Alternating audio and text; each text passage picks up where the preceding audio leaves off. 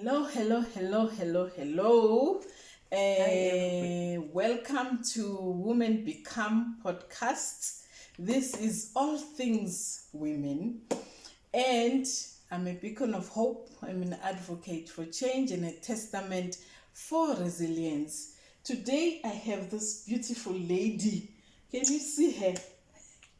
Can you see her? Hey, she is the author of this book. You see the book? Can you see that lady? Rise Above the Storm. Wow. The title of the book is Rise Above the Storms. So this lady has risen above her storms. Look at her smile. I love her smile. You can see that she has overcome. She's not faking it. They say fake it until you make it. There's no faking here. Yeah, she's going to share her story. She's going to tell us how she has risen above her storms. She's going to tell us about this beautiful book. Welcome, Brenda. Thank you, my darling. Thank you so much. Thank you guys for having me. Thank you. Yes, welcome to Women Become. It's been a long time. It's been forever. Yes, waiting for this. I'm happy to be here. Finally. Yes. Finally. Yeah, so I'm sure the viewers will be very happy to hear your story. Oh, guys, yes. Tell us now, why Rise Above the Storm? It started 10th of December 2020. Where we've just come out of COVID-19. Just before we went into the shutdown, my son, who was working and staying somewhere, young man living alone somewhere, and then he comes home and says, Mommy, he was working for an NGO.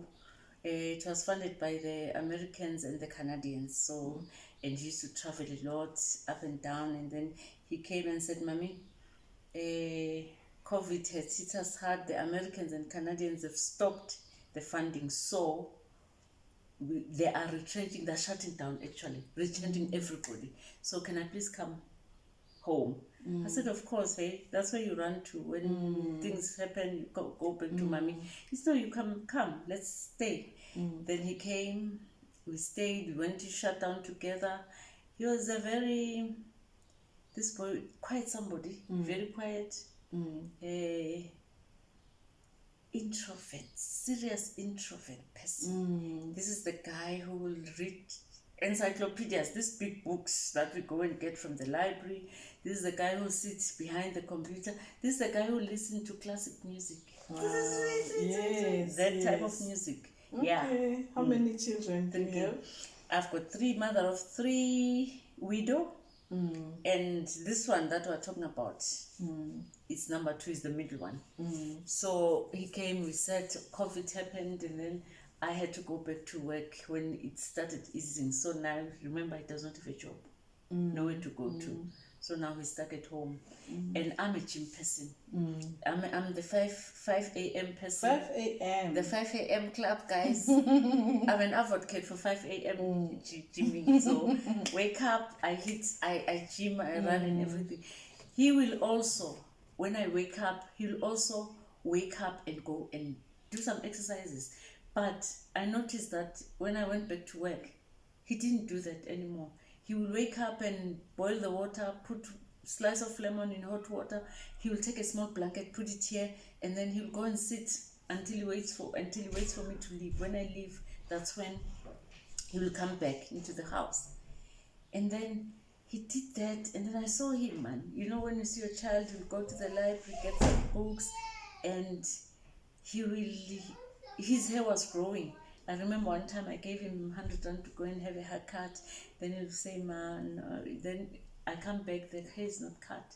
And then he'll be like, no, Mom, I'm so busy. It's like, please go and do this thing. You try and motivate him. You can see that this guy he's not hearing you. This is the same, I think he was affected when he loved his father a lot.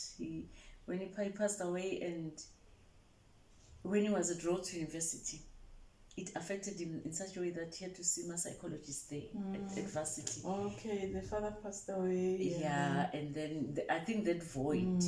So he went through depression, but I thought he was over it. But again now, COVID brought it back. When it brought, then one day I come home. It was a Thursday. I come home. When I opened the door, I could see that the dishes, it's dirty. You can see that this boy, he had the oats, didn't wash, and a container of milk was just lying next to the bin. And then I'm saying, and this guy knows that my kitchen must be clean. And I said, okay, this guy, he'll see me. I'll wait for him. I waited. After 8, this person is not coming home. Yeah. He's not coming, and he's never done that. Go sleep out, no. Hi, man. When I call him, the phone rings in the bathroom. Hi, bo. I go to here's the phone. The guy left and he left the phone. Hi, I went to bed. I woke up in the morning. He was still not back. He only took the key with. I get to work with, hi guys, you know what, my son. I tell them, because you know, my son didn't sleep home, and you know, they were saying there's this baba who does gardening at work, caretaker. He will say, hi man, young men are like that. What's wrong with you, man? You mothers. He's a young man. He has to. He's, no. The way it happened, it's not normal. Yeah. I know him. It's not normal. Yeah. I know something is not okay. His ways. Yes. Friday, I run home. I get home, still the same. Things are still the same as they are. I go to the caretaker. Have you seen my son? He said, no man. I remember seeing him yesterday. I don't remember seeing him today. And then I tell him, man, this guy is like, he's not there, he's missing. Then I said, okay, says the security says, okay, caretaker is not here. If he was here, we're going to ask him to, let's check the CCTVs to see what happened. So you never got a chance to check? No, and then he said, no, and it's Friday. He's gone. He'll come back on Monday. Then he says to me, no, why don't you go to the police? Yeah. That's when I said, okay, I went to the police. It's a Friday. And then the first thing they asked me, with mind you, when did he disappear? I said, yesterday. He said, no, I must come back after 48 hours. That thing of Mapo is to say, come back after 40 hours. 48 hours, I was so pissed, actually.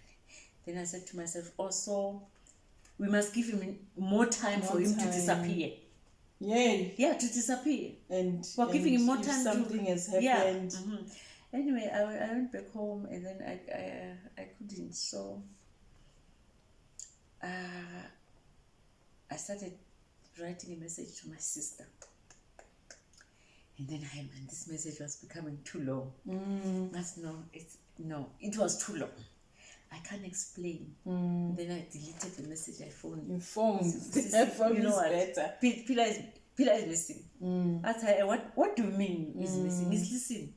He's not at home. He left yesterday. This is what happened. And right now, now I'm starting to cry. Yeah. I'm starting to panic. I went to my friend who stays same floor with me to tell her, Lalela, this is the thing. Ask man, hi man. It's not like him. It's not. This is why I know there's something wrong. And then he says to me, you know what? There's this a man who can, I don't know whether he was a Sangoma or something, somewhere in Cresta. If we can go there, maybe he can tell us where he went to. But I'm going to work tomorrow. I won't be able to take you there. Then I said, explain to me where about in Cresta, man. She tried.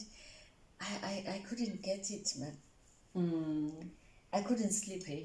Yeah. Then it was on the which day? 15th. I see you in your book. You even wrote dates. Yeah. The dates, it made my life easier because I will write the date, and what I did is that every day I was journaling. Okay. That's how this book came. I said 10th of December, this is 50th day, this is what happened, this is what is happening, this is what happened, this is how I feel, this is how I feel. You know what it did? It offloaded. Yes. I could feel, man. Yeah. There was so much going on. I couldn't believe it. These are the things that we see in TV. Is this I happening? mean, we see in TV with managers, people are The missing. person is Really, missing, really. and is not This is coming, happening you to see me. Is not coming back. And then I said, you know what? Actually, I'm going to tell you my snippets because you need to go and get yourself a copy. Yes. So I went through so much that there was a time where I almost got a stroke. Yeah. I could feel, I'm a very active person. I would wake up at 5 o'clock, I'm at the gym, I'm running up and down the steps. So this thing of 5 o'clock, we started it long time ago. Actually, I've been an athlete from school. It never left me. So you never stopped. I remember when I was expecting my baby, actually the last born, I was doing my aerobics at 8 months. They were like, I'm just this person. An active person. An active person. So this particular day, plus I'm a blood pressure person, but this headache that I had that day, I've never had this headache. This headache, it was hitting me here. It was going down from the top. It was coming up. It was like this side. No, that was. And then I was scared because I heard the good stroke hits you when you're sleeping. Then I said, I'm not going to sleep today. I am not going to sleep. And remember, I put his phone on the table that when I open the door, I'll make sure because when I open the door, I'll see the phone. And that tells me he's still not back. He's still not back. And I'll charge because it. if he comes... the phone is there. Or it's on the table. In case he calls his phone. Yeah, I'll see. I'll check. And when I see that phone, I saw that my son is not yet back. That day, I could feel this headache because I'm scared of... Stroke was not my portion.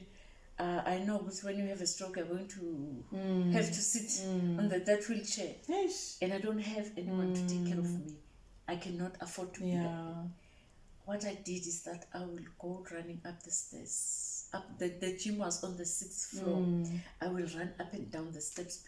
12 midnight, I was up and down, avoiding to sleep by all cost. In such a way that there was a time where I even put my head on the floor, my legs up, just for the blood to run up and down.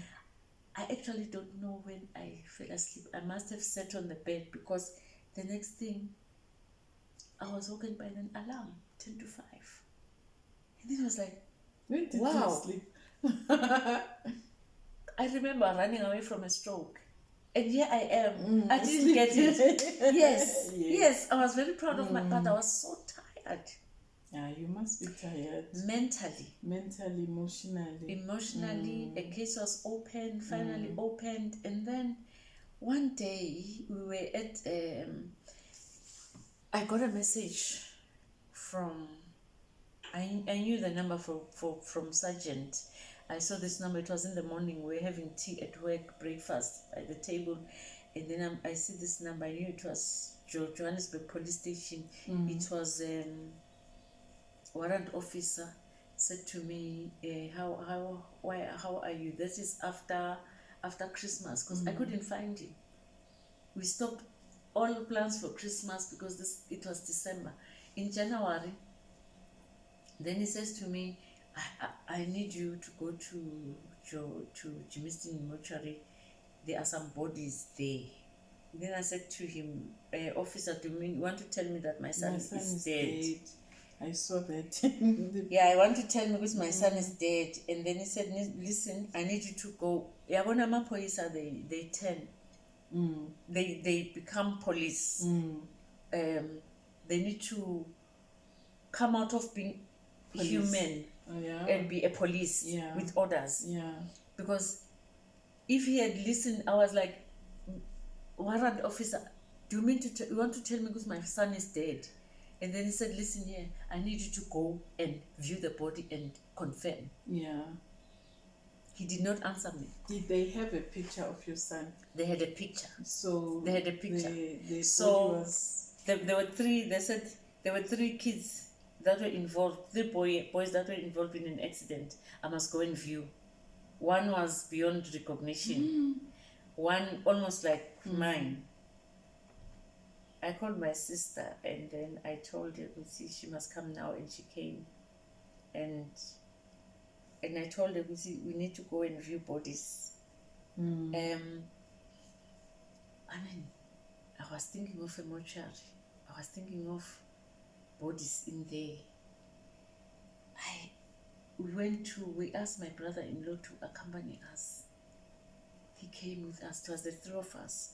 When we got to Jimiston, I remember when we got to the gate, the security said, only one person is allowed to enter. I said, excuse me, what do you mean? I said, no, it's COVID time. I'm just following orders. Nothing. So you want me to go? The couple, they looked at me. It was like, it's your baby. Baby. This is your problem. I couldn't believe it. Good minute, I must go and view bodies inside. Hey, when? After I saw them, like, you need to go, actually. It's you who's supposed to go. You know, I bowed my head. I looked at the ground. I closed my eyes and I said, God, give me this is my cross to carry, and no one will carry it for me. I like, get up, I'm your ready. lungs. Right now, I'm ready. I walked in there like a soldier going to face the war. When I entered there, I found some private policemen sitting there. I said, hi guys, I'm here to view my son. They said, okay, you can go there to the counter. I mean, they saw the confidence that I came in there with, because I just became like strong. I have to be strong. Yes. Because I can't afford to faint inside that morgue. I don't know what I'm going to meet in there. When I get there, my stomach started turning. I needed the toilet. Yeah. Because there was a line, a queue. Yeah. I went back to this police kids, guys, I need the toilet. They said, go there. I went in the toilet. I had diarrhea. Yeah. When I'm sitting there, if my phone rings, it's my sister, the one I left at the gate. She says, where are you? I'm in the toilet. She says, don't move. This guy was feeling sorry for you. I'm coming with security. She came in the toilet, and then at least we came out together to the counter. When I get to the counter, it was an Indian guy. I still remember, big, giant guy, Indian. He says to me, where have you been all this time? This body was lying here from the 26th of December.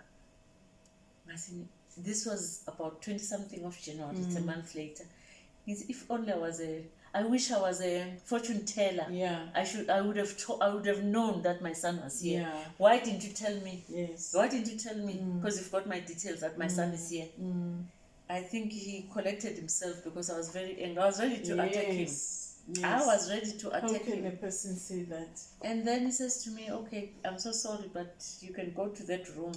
When we go to that room, there's a guy who's sitting there. And then we stood by the door. Then my sister is next to me. And then it's like, you must go. Vele. I had to go there. This guy opened. And then I just had to make myself strong.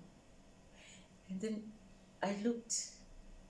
And then I turned my head. He's got a blue eye. He's bleeding. He's swollen. The hair.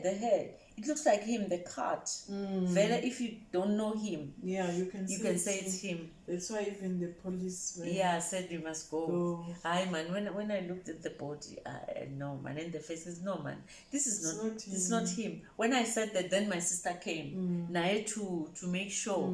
Then said, no, this is not him. Then said, okay. Then we left. And then I told Uwaran, no, it's